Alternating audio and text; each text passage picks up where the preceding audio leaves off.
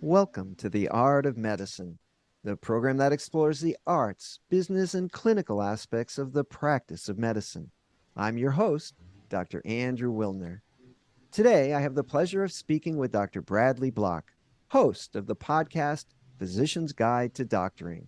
Brad is an ear, nose, and throat surgeon in private practice.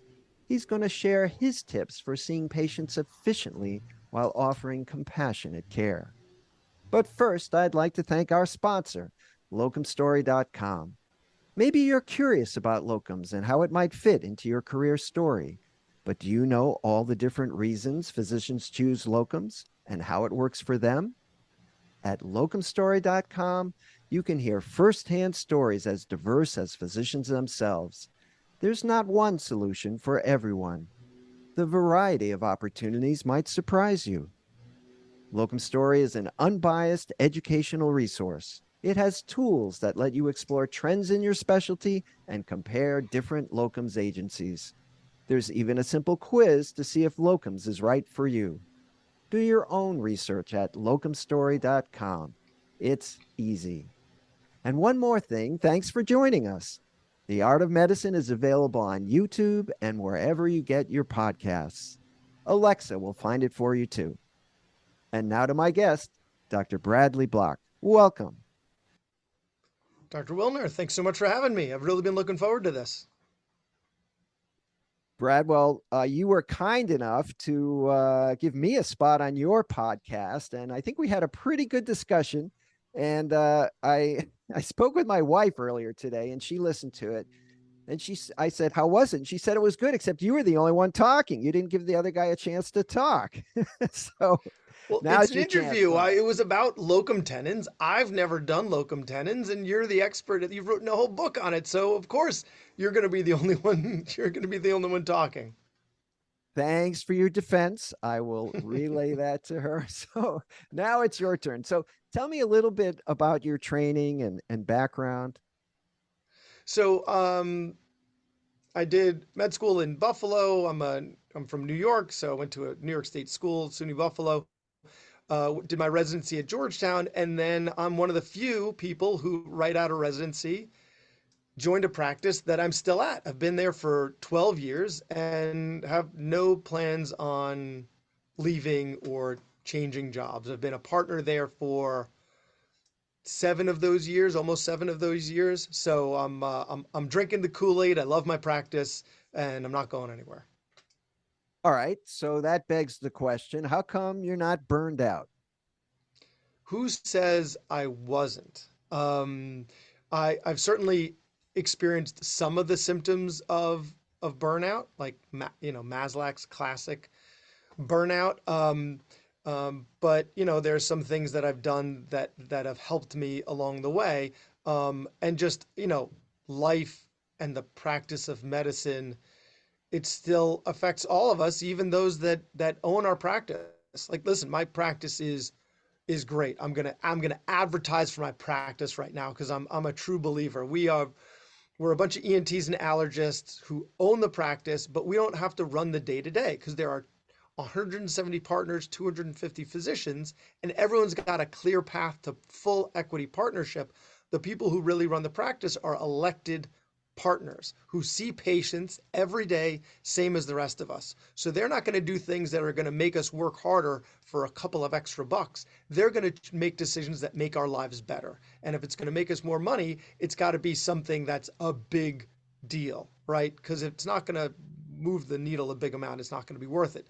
So, so, you know, Well, I think what's better than that? I What could be a better situation than that? I think it's essential because, well, first of all, there's this national trend to employment of physicians.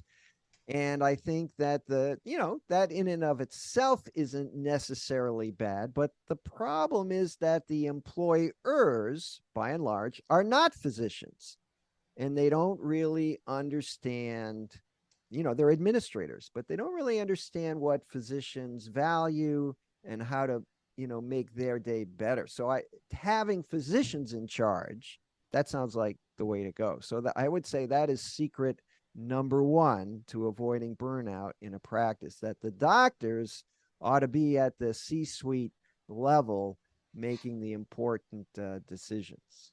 And within our practice, if there's something that you feel strongly about that you're particularly capable at, like let's say you like building websites, well, then you should be on the committee that's building websites. You don't have to run the whole practice, but you know what?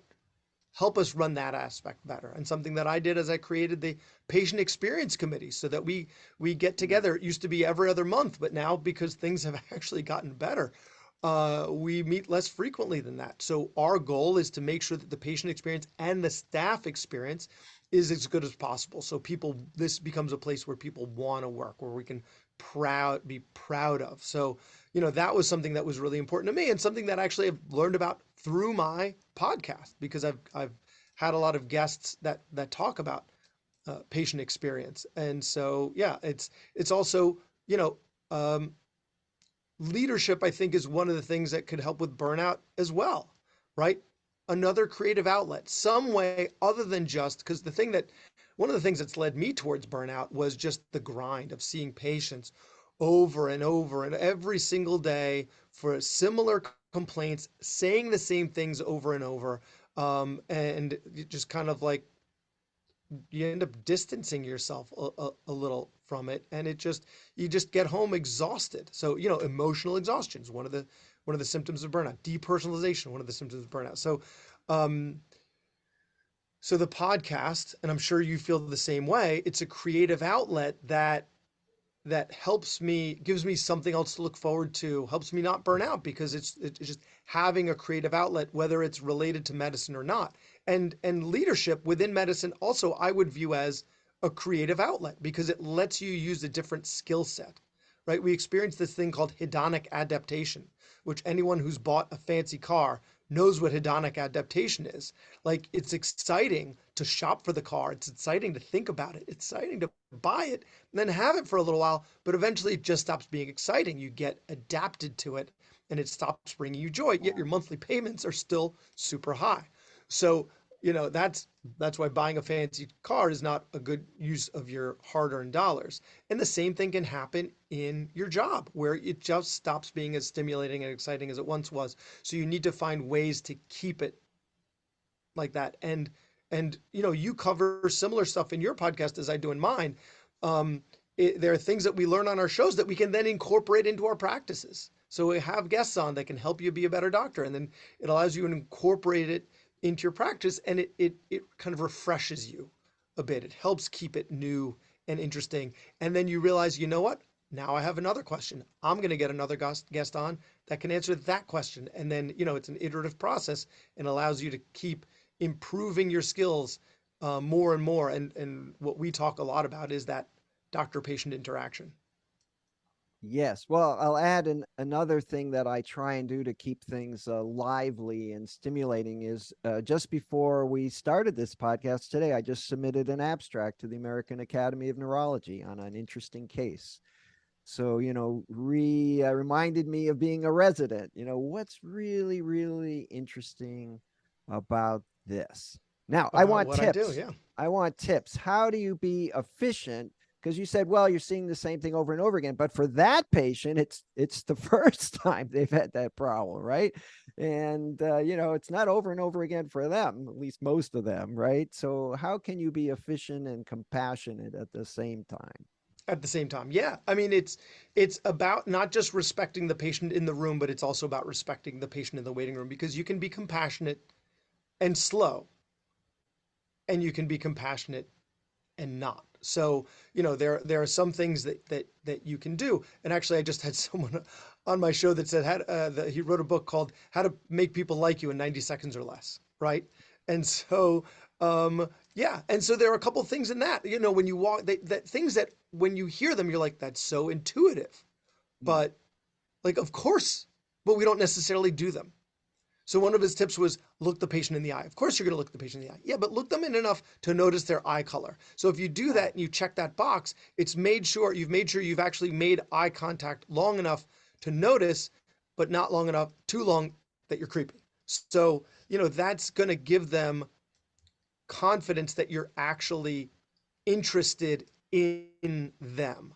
If you've got your nose in your computer, then you haven't given this nonverbal cue that you're actually interested in them as a person, not just another problem to solve, another patient, because they want you to not just fix their problem, they want you to care about them.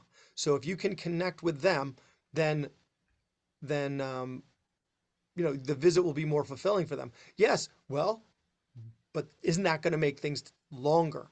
No.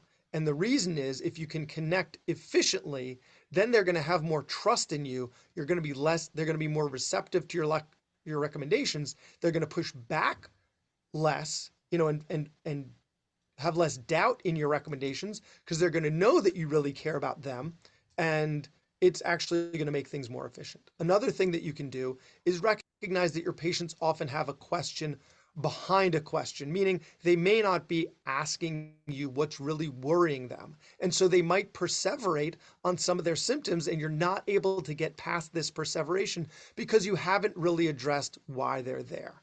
Like a patient comes to see me for hoarseness, and you're like, well, it looks like you've got something called presbylarnyx. It happens with aging. The vocal tendons get a little more loose, and it can lead to some breathiness in your voice. But you haven't said what they want to hear, which is they don't have vocal cord cancer. They don't have throat cancer. So, you have to ask them this important question. And that Now, what, important question let me is interrupt. What was it? Presby? What did they call it? presbylarnyx. Yeah, well, I'm interrupting because I had that. No. I went to the doctor, and exactly that. I was afraid I had throat cancer. That's exactly what my concern was. And I was kind of, mildly offended, but incredibly relieved when the diagnosis was, well, your vocal cords are too old and sagging. Presbylarynx. Presbylarnyx, yeah. So it's a good But thing to have, but it's not really flattering. Okay. no, no, no, no.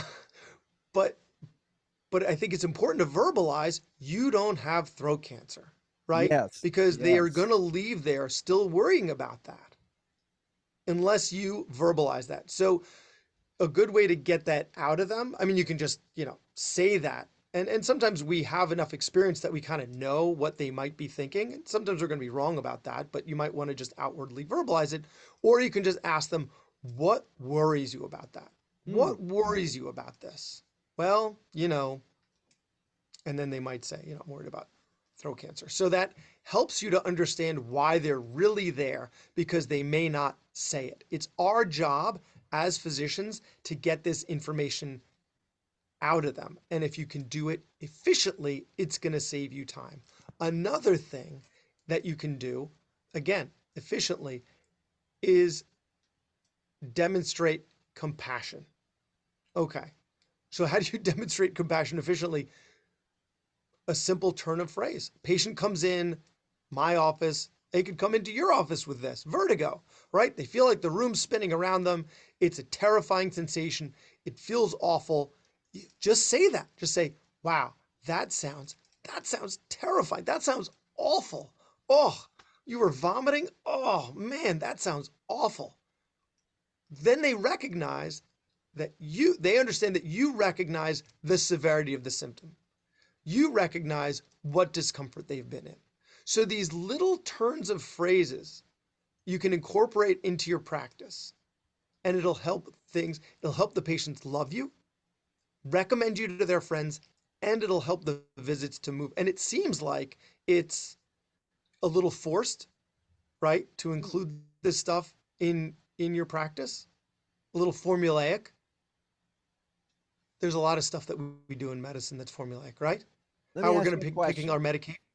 Let me ask you a question. One thing that I try and do, whether it's the clinic or the hospital, and I have mixed feelings about it, going to see the patient and there's family members there, one, two, three, maybe a friend. I try and acknowledge them and ask who they are. Oh, are you the sister, the girlfriend, the mother? And then kind of get back to the patient. So I include them. I mean, they're there, right? So Yeah. presumably the patient has, wants them to know what's going on. But it's a lot easier to just walk in and start talking to the patient, and whoever these random people are, they're just there. But I try actually and acknowledge each one of them and ask where do they fit into this patient's puzzle? because I might use that. Okay, you're the wife, so you're going to remind him to take his medicines when he gets home. But it does take extra time. So do you do that or not? I do it a little differently. I'll ask the patient, and who did you bring with you today? Oh, okay. And Okay. sometimes the first person that they introduce me to is their stuffed animal because I see a lot of kids. So they'll say, "Oh, this is Snuffles," or whatever. All right. They're not going to Okay. introduce me to their parents. But then I'll say because the especially since the people in the room might not be who you think they are, Yes, exactly. Yeah. right? So it'll help you avoid making incorrect assumptions about, you know, mom and grandpa, or mom and dad, or mom and mom, right? Like, just ask, who did you bring with you today? And then, like you said, it's important to acknowledge everyone. Notice their eye color too. So make eye contact with everyone in the room, I think is important. And it's also important, again, to your point, to acknowledge the struggles and challenges of the caregiver, and when appropriate, thank the caregiver as well. Yes, I often do that. I'll say thanks for coming, thanks for helping, because sometimes I think visitors feel they're an imposition, they're getting in the way. But I feel the opposite. The patients, I see mostly hospital patients, and the patient's going to leave, and if he's got somebody or she's got someone who's going to help with the aftercare, I think that's terrific. So I kind of try and bring them on board. All right, suppose I'm a new patient. I come to see you. I have a hoarse voice. We're going to get to the bottom of it. How long are you going to spend with me in this efficient visit? How many minutes do I get? Oh, there's no timer. There's no timer because sometimes I might spend a half an hour with someone, and sometimes I might spend 5 minutes with someone. So as long as it takes. As long as it takes, but it's important to set boundaries as well, because if it like keeps going on and on and on, right, you might have to say, listen, um, I would love to get to all of your questions, but I do have a couple people in the waiting room. Let me call you later today and we'll be able to get everything. Or listen, I'm so glad we were able to figure out your ear pain, but you know, when you've got your hand on the door and you're ready to go, and they're like, "Oh, but what about my dizziness? I didn't mention my dizziness." Listen, I definitely want to get to that, and I want to give it the attention it deserves. It sounds like a whole visit unto itself. Let me walk you out, and we'll set you up with an appointment in the near future. And then it'll give me an opportunity to check on that ear pain, and then we'll address the dizziness as well. So, there are ways to manage that. And I'm saying it like it sounds amazing with every patient visit that I have, which is totally not true. I am a work in progress, the same as the rest of us. So it's not like I do this extremely well every time, but it is an iterative process, and I think it's important for us to work on it because it makes things more enjoyable too. It makes things more enjoyable when you're not under that time when you don't have 5 people in the waiting room and all of them are pissed off as soon as you walk in the room, right? It makes the practice, it gets Right. rid of It's some of hard that to burnout. undo that, you Yeah. know. And I've been on the other end of that. A patient sitting in the waiting room is like, I've been there for an hour. The first thing I want to say to the guy is, how come you kept me waiting for an hour? I already forgot about why I'm there. I'm just irritated that so it takes a while to kind of get beyond that if you've already irritated the patient or your staff Yes. has by making them fill out 2,000 forms that no one's ever going to look at, or giving them misinformation or TV blaring in the waiting room. I think there's a lot of kind of structural things that happen that you were talking earlier about the patient experience. I'm really impressed you even have a patient experience committee. I guarantee that the doctors I go to don't have a patient experience committee because they're not addressing that at all. Well, the a lot of what we do in the patient experience committee is really staff experience. Like if you read about any of the big names in customer service, American Express, Ritz Carlton, Disney, they all say the same thing. It's about empowering the staff and treating them well. And so, when you walk into the hospital, right, you walk onto the wards, you need to know the names and the faces of the people that work there. Like when you walk into the office, you should be, and I need to work on this as well. Sometimes I show up, I need to just get right to work, but I should be stopping by the front desk. I should be stopping by the back desk. I should be stopping by to, good morning, everyone. How you doing? Know everybody's names. If they're married, try to learn their spouse's names. If they have kids, try to learn their kids' names. Ask them about their kids. I mean, people love talking about their children more than anything. So, this is part of the patient experience. It's part of the patient experience because by knowing your staff's children's names, they know that you care about them as people. In the same way, the patients want to know that you care about them as people. So if your staff knows that you care about them as people, they are going to be more invested in their job and they are going to be treating your patients better. So it all comes down to that patient experience. And yeah, and the more autonomy that you feel comfortable giving them and maybe don't feel comfortable giving them, Hmm. the better as well, because that's going to give them a better experience working with you.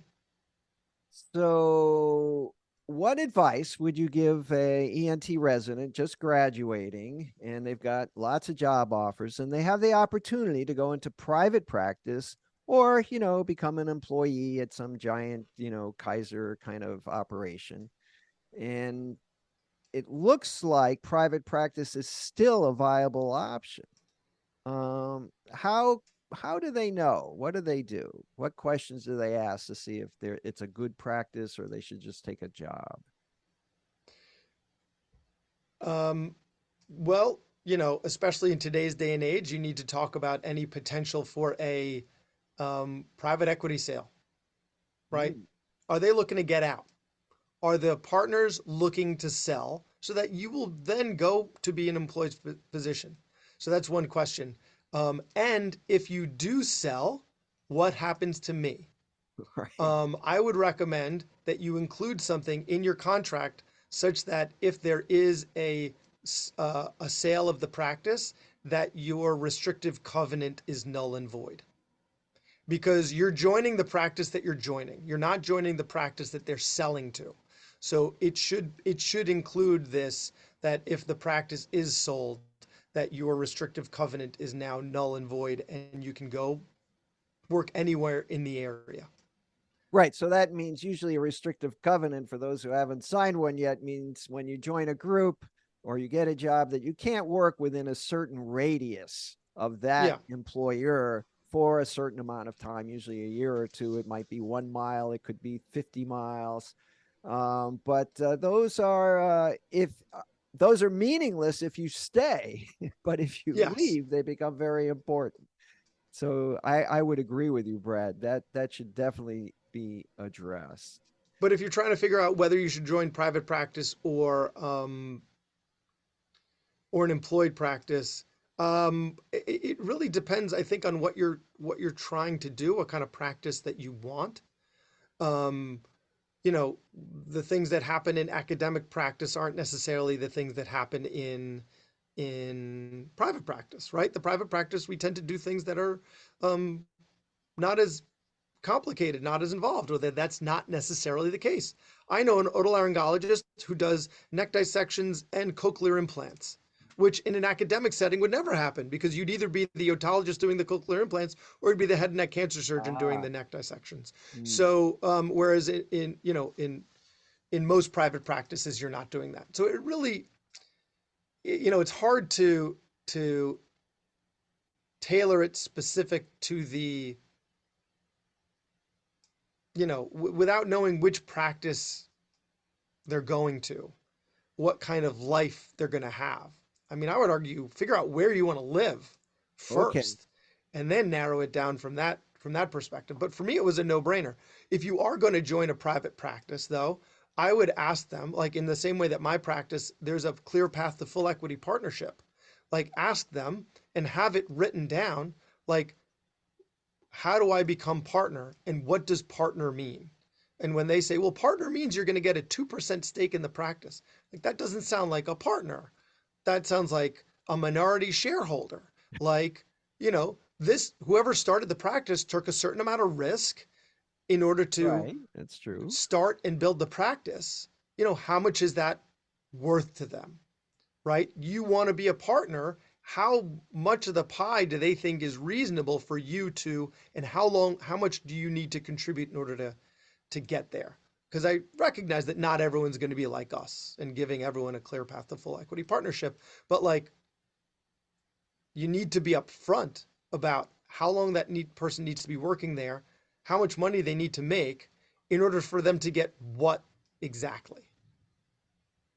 Yes, and I would agree with you that the key is to try and have some self awareness and insight as to what you really want out of this.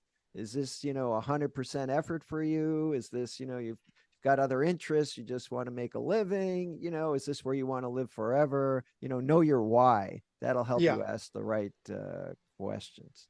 All right. Well, we're running out of time. What else would you like to add before we wrap up, Brett? Well, I certainly want to plug the podcast, but All right, what's the um, name of the podcast? Physician's Guide to Doctoring. So you can find them on X, I guess formerly Twitter, Instagram at Physician's Guide, on LinkedIn, Bradley B Block, not to be confused with all the other Bradley blocks out there. And or physiciansguide to doctoring.com. Check out my website, and you can find links to all the different podcast players there. And it's the tagline is everything we should have been learning while we were memorizing Krebs cycle. So really, we cover everything that comes with helping physicians be the best versions of themselves in and out of the exam room. So we cover a lot of breadth to what we cover, and it's all to help us be the best versions of ourselves, Including locum tenens. including locum tenens. We love that episode with Dr. Wilner. Well, Dr. Bradley Block, I want to thank you for joining me on this episode of The Art of Medicine. Thank you. It's been a pleasure.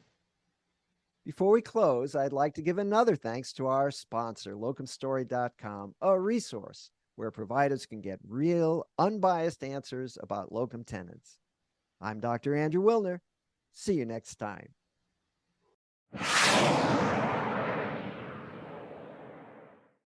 This program is hosted, edited, and produced by Andrew Wilner, MD, FACP, FAAN. Guests receive no financial compensation for their appearance on The Art of Medicine. Andrew Wilner, MD, is Associate Professor of Neurology at the University of Tennessee Health Science Center, Memphis, Tennessee.